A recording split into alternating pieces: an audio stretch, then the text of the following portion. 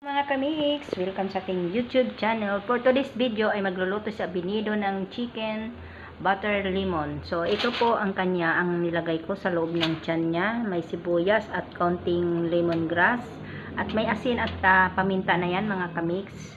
Yan, ilalagay natin yan sa turbo. After natin timplahan na natin yan ng paminta. May asin na yan mga kamix sa loob ng tiyan niya. Siyempre, pagbili ng manok, may kasamang atay at balon-balonan. Isasama na rin yan natin para magiging malasa ang ating manok. At ito po ang aking ilalagay na butter. Ayan, kasi chicken lemon butter. Lalagyan din natin siya ng olive oil. Ayan, mga kamix. So, tingnan lang natin. Let's see na lang mga kamix pag yan ay isasalang ko na. So, ayan mga kamix, nilagyan ko siya ng asin at paminta. Ayan. So, ang paglagay ng butter, ito po ang inyong gagawin sa inyong butter. Tunawin nyo muna sa microwave para madali siyang i-spread sa inyong chicken. So, ayan. Lalagyan na natin ng butter. Ayan. Lagyan na natin ng butter mga kamix. At atin siyang spread ng ganyan. Yun. Para siya magkalat. So, ganun lang mga kamix. Yun. At sa likod pa, siyempre, sa likod. So, sa ito naman, yan, binaliktad ko na. Ilalagay naman itong natira. Yan. 4 na kutsarang butter ang ilagay ko. Tapos tinunaw ko lang siya. Ganun lang ka-easy.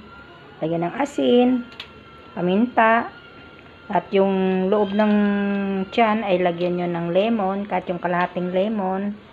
Yan, sibuyas. Kung wala kayong luya, sibuyas. Tsaka lemongrass, pwede. Yun, sa akin, maliit lang lemongrass ko. 1 dahon lang kasi kakatubo lang yung aking lemongrass. Kinuhanan ko na agad. So, ayan. At syempre, kung gusto nyo naman na magkaroon ng gulay ang inyong manok, mga kamix, lagyan nyo siya ng patatas. Na ganyan lang, maliliit na patatas, oh. Yan. Nilagyan ko ng salt and pepper. Bago natin balutin siya ng foil.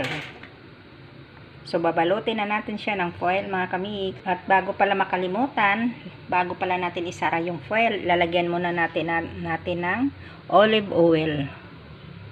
Yan.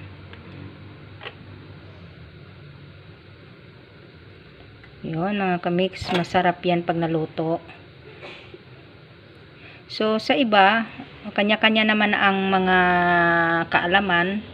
So, ganito lang ang aking kaalaman sa sarili ko. Mamaya maghiwa din ako ng carrots at mga gulay para yun ang lalagyan ko siya ng gulay. So i-cover na natin mga kamix. So ayan na, kinuberan ko na siya ng foil. So lalagyan na natin siya ng cover para natin pa sasaksak. Ayan. So isisit natin yan ng 1 oras. 1 oras yan mga kamix. At nakalagay yan sa 400. Okay. So, cover. Ayan. So, wait natin yan ng mga 1 oras bago ko bubuksan yan at titingnan ko malambot na ang laman ng ating manok.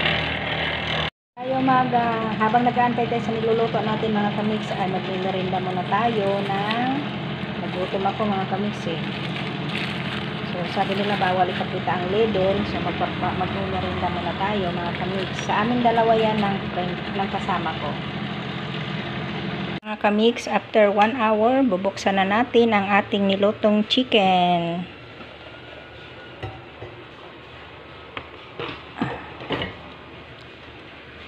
So, nilagyan ko yan ng carrots. Hindi ko na lang pinakita sa inyo. Ayan, bago mag 1 hour, nilagyan ko siya ng carrots para magkaroon naman siya ng gulay. So, itatabi natin yan para tutusukin muna natin kung malambot na ba ang loob. Okay, malambot naman na siya. So, i-ano na natin yung mga, ayan, may patatas din yan, mga kamix. So, kailangan natin na maglagay ng gulay. Para hindi na tayo magluto ng gulay. So, dito mo na ilagay para yung lasa niya na galing dyan sa chicken ay mapunta sa gulay. At ito naman yung ito naman ang repolyo. At ito, ilalagay din natin yan mamaya pag malambot na yung ating mga ibang gulay doon na matigas. Kasi matigas yung carrots at patatas. So, tingnan na lang natin mga kamix. Continue natin yan mga kamix. Continue. So, ayan, binuksan ko na siya at pababrownie na natin siya. Continue to cooking.